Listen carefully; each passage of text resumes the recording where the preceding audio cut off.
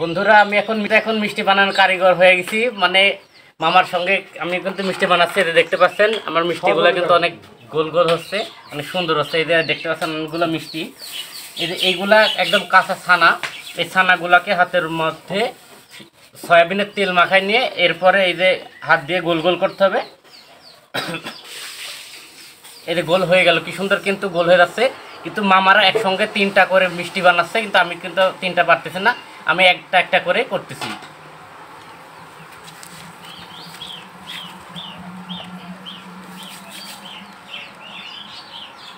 এই যে মামা কিন্তু একসঙ্গে 3টা করতেছে, কিন্তু মামার সাথে আমি পারতেছি না।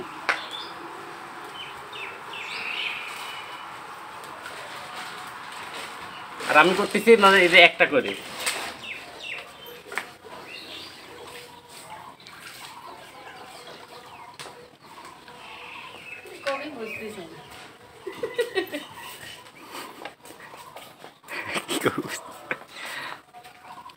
তো ফার্স্টে প্রথম অভিজ্ঞতায় মিষ্টি বানাতে ইচ্ছুক, তুমি কেমন লাগছে তোমার বিষয়টা?